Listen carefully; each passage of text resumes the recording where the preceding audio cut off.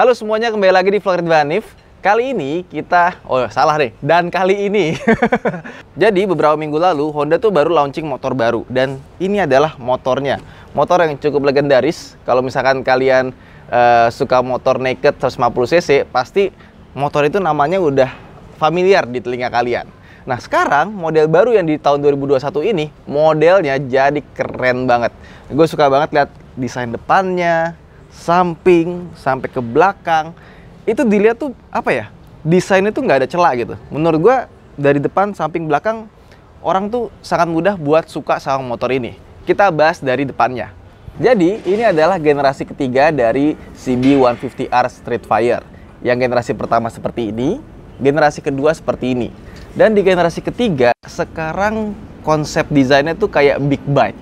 Jadi kalau misalkan kita lihat dari depannya, pertama kita akan notice bahwa sekarang dia punya fork depan yang gede, upside down pula. Tapi gini, upside down belum tentu lebih baik dibandingkan dengan yang tidak upside down. Tergantung dari bagaimana settingan suspensinya dan performa dari suspensi itu sendiri. Nah di motor ini itu nggak cuma sekedar looks-nya, karena ini dia pakai Showa SFF BP. Jadi shocknya ini bukan cuma sekedar besar, tapi memang dia pakai yang bagus punya dari Showa. Terus untuk ban depannya, dia pakai IRC 180 R17 dengan velgnya ini warnanya dibuat bronze tapi gelap gitu, kayak coklat. Keren ya. Terus rem depannya dia sudah menggunakan cakram modelnya wavy seperti ini. Terus dia pakai kaliper dari Nissin. Terus untuk spakbor depannya dia ngikut sama bagian bawahnya kayak gini. Nah, terus untuk lampu depannya, dia masih punya signature headlampnya dari CB150R yang generasi sebelumnya. Jadi, kalau dari jauh, ini gampang lihat bahwa motornya adalah CB150R Streetfire. Dan dia juga sudah pakai all LED lighting. Jadi, setiap lampu yang ada di motor ini, dia sudah menggunakan lampu LED. Mulai dari lampu sennya, lampu besar, lampu kecilnya, sampai speedometernya pun juga sudah pakai digital. Jadi udah nggak ada tuh bohlam halogen di motor ini. Terus ke bagian atasnya, ini batok lampunya, ini juga nyatu di sana sama speedometer. Terus ke bagian atas ini, dia speedometernya sudah full digital. Kita nyalain ya. Di bagian atas ini ada buat RPM-nya. Ini paling maksimal sampai di 10.000 RPM. Di sini ada jamnya 12.48 sekarang, dan ini motor baru jalan 10 km. Jadi tadi udah kita bawa jalan-jalan keluar buat gue cobain. Terus kita ngambil stock shoot videonya. Terus untuk bensinnya di sini, ini buat kecepatan, dan untuk gearnya dia ada di bagian sini. Nah, terus untuk lampu-lampu indikatornya, dia di bagian bawah sini nih. Ada untuk lampu sennya juga terpisah ya, kiri sama kanan. Nggak nyambung. Kan ada tuh yang nyambung kiri kanan dua-duanya kalau kita pencet kiri atau kanan di lampu sennya. Ini untuk high beam, ini engine check, ini posisi untuk netral, sama di sini ada temperatur. Jadi kalau misalkan motornya overheat, dia pasti nyala. Kemudian di sini ada dua buah tombol. Tombol yang kiri untuk merubah trip A, trip B, kilometer per liter, average-nya, average A, ada average B juga, total. Yang sebelah kanan, ini kalau kita tahan lama gini, ini untuk ngatur jam. Nah, yang tombol kanannya ini buat ngeriset. Jadi misalkan trip A nih, kita pencet tahan yang lama kanan. Nah, dia akan ngeriset. Oke. Ini stangnya, dia sudah pakai model taper handlebar. Jadi bukan yang model besi dibengkokin biasa, tapi dia tuh yang bagian bawahnya itu dibikin lebih gemuk, di sininya tuh lebih kurus gitu. Jadi nyetaknya dia khusus. Di stangnya ini juga dia pakai riser. Jadi biar lebih tinggi gitu ya. Kenapa lebih tinggi? Karena ini adalah motor naked. Motor naked biasanya kalau nggak dipakai buat harian, dipakai buat touring. Jadi dia harus punya posisi duduk yang lebih nyaman dibandingkan dengan motor fairing. Nah, makanya pas kita duduk, ini riding positionnya enak buat dipakai touring, buat dipakai jarak jauh, buat dipakai harian. Itu nggak bikin nyiksa, nggak bikin pegel, nyaman bisa kita bilang ya. Nah, terus kita selesaiin dulu bagian sini ya. Mulai dari di sini ada kopling, ini ada pass beam. Jadi kalau misalkan kita lagi jalan, terus misalkan kita mau high beam gitu ya, mau cuma sedikit aja, di sini ada nih pencetannya. Nggak perlu ditahan lama seperti ini. Terus di sini ada klakson, ini ada lampu sein, dan di sebelah kanan ada untuk electric starternya. Sama remnya, dia depan belakang sudah pakai cakram, tapi belum pakai ABS.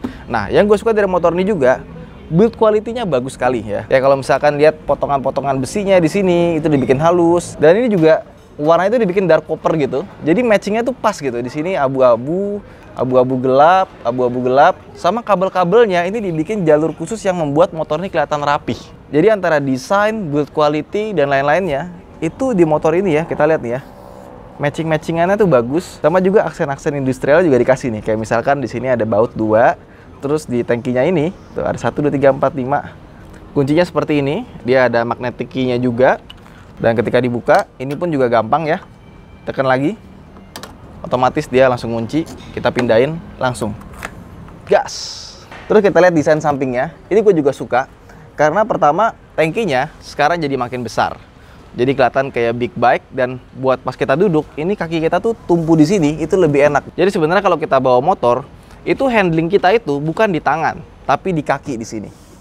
Tangan itu cuma buat balancing aja.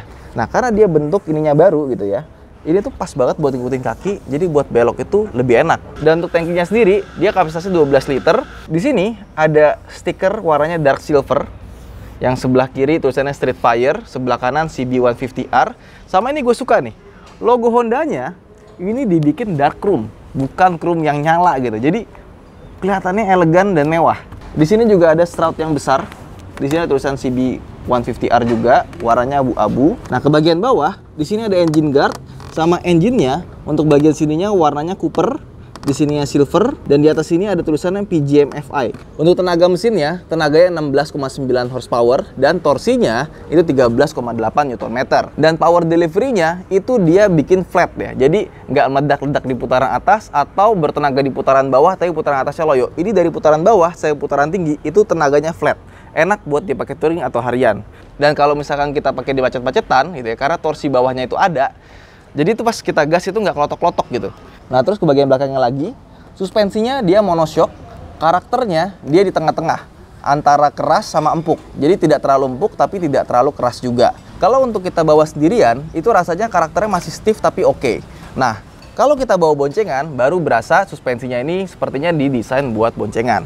Dan posisi boncengan ini juga enak dan mudah gitu. Coba, Din, ke belakang. Oke. Nah, gimana posisi duduknya? Enak bang. Nggak terlalu tinggi. Joknya juga empuk. Jadi kayaknya emang motor ini didesain buat touring jarak jauh boncengan kali ya. Iya. Pas banget tuh. Enggak dong. Ya udah turun sana. Ya. Sama ketika kita boncengan, monoshock belakangnya itu dia nggak terlalu turun gitu. Kan ada beberapa motor ketika boncengan turun banget terus bottoming kan. Ini nggak. Dan dia punya transmisi 6 percepatan. Dan untuk mesinnya sendiri, kalau ngomongin durability, gue udah yakin lah ya. Karena kalian inget Ical, kalau kalian ngikutin vlog udah lama gitu ya. Ical itu tiap hari kalau ke kantor, ke tempat gua gitu ya, itu dia rumahnya di Cikupa. Tiap hari dia touring naik CB150R dari Cikupa ke Pasar Minggu, PP. Tiap hari. Itu motor udah berapa ribu kilometer tuh. Nah, dan selama dia pakai motor itu, gue pernah pakai juga motornya. Itu so far nggak pernah ada kendala yang berarti. Jadi kalau untuk durability mesin, ya udah teruji lah ya.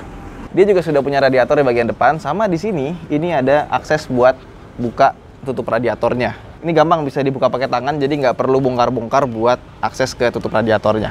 Terus untuk ban belakangnya, dia pakai ukuran 130 70 R17. Dan seperti hal depannya, kita bisa lihat ke bagian belakang sini ya. Build quality-nya Honda yang sekarang itu rapi banget nih. Mulai dari matching-matchingan di bagian sini, sampai ke bagian bawahnya. Las-lasan di bagian sasisnya, dia pakai sasis model trellis by the way. Terus ke belakang, ini juga cakep. Kayak misalkan gini, lampu belakangnya ini dibikin clear. Tapi pas kita nyalain atau kita ngerem, dia warnanya merah. Di bagian lampu sennya juga sudah pakai LED. Dan di bagian spakbor belakangnya ini, gue agak kurang suka motor-motor yang spakbor belakang gede. Nah, ini dibikin minimalis. Nah, motor ini juga dia punya dua tipe. Yang pertama adalah tipe CBR150R Street Fire pada umumnya. Dan yang tipe paling tinggi adalah tipe yang Special Edition. Nah, untuk yang Special Edition, dia punya pilihan warna red matte seperti ini. Jadi warna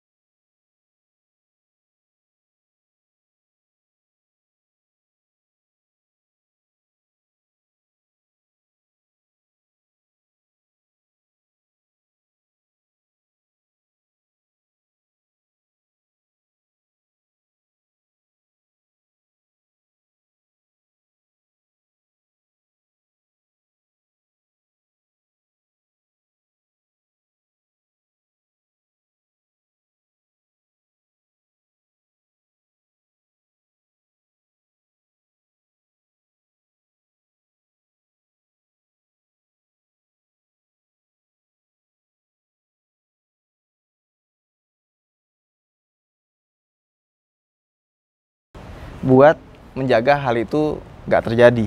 Bagus nih. Nah, terus di sini ya tulisannya, perhatian, jangan menyimpan benda apapun di bawah jok kain, lap kertas yang dapat menutupi saluran udara. Nah, ini kita bisa naruh barang. Misalkan kita punya jas hujan yang kecil, bisa taruh sini gitu kan. Nah, tapi di sini ini ada lubang untuk air intake sebelum masuk ke filter. Nah, jadi pastikan kalau kalian naruh barang di sini tidak menutupi air intake ini.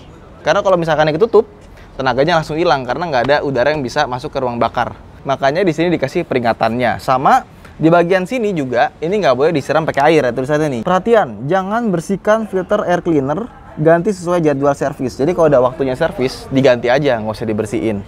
Dan kalau kita mau ganti air filternya, ini pun juga gampang gitu. Dan untuk akinya juga, ini aksesnya juga sangat mudah nih. Tinggal buka ini kalau mau ganti sendiri itu gampang gitu. Terus di atas lampu rem, di sini ada behel. Di mana behelnya ini nggak cuma sekedar didesain bagus. Karena di bagian sini, ini ada tempat yang udah disediain sama Honda buat kita kalau mau tali-talin bawa barang gitu. Di sini dikasih. Secara keseluruhan, ini motor udah kita bahas semuanya. Sekarang bagaimana dengan rasa berkendaranya? Yuk kita jalan-jalan.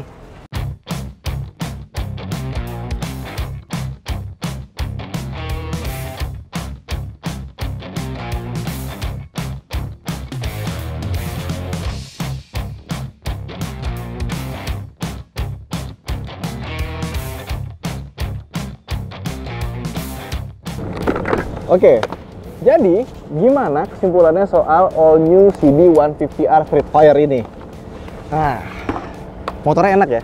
Jadi emang kebetulan gue sama CB150R ini gue beberapa kali pinjem motornya Ical kalau dia parkir di luar ya. Emang motornya enak, power delivery-nya bagus, bawahnya itu nggak kedodoran, atasnya juga nggak meledak-ledak, enak lah, torsinya ada di setiap putaran. Dan juga motor ini sangat mudah dikendarai meskipun bobotnya nggak ringan. Ini 138 kg. Dan juga motornya tuh dibawa buat harian gitu ya. Buat selap-selip, kemacetan, atau touring jarak jauh. Ini enak gitu. Apalagi yang sekarang ini menurut gua riding position ya, terutama bagian stang sama bagian kakinya ya. Karena kan dia tankinya lebih gede ya. Ini rasanya jadi jauh lebih enak. Ya, itu aja mungkin video kita tentang Honda All New CB150R Streetfire. Kalau kalian punya motor ini atau sudah beli, bisa komen di bawah seperti apa rasanya. Saya Ridwan Hanif, sampai jumpa di vlog berikutnya. Jangan lupa untuk like video ini dan tekan tombol subscribe serta nyalakan lonceng. Saya Ridwan Hanif, terima kasih telah menonton. Bye!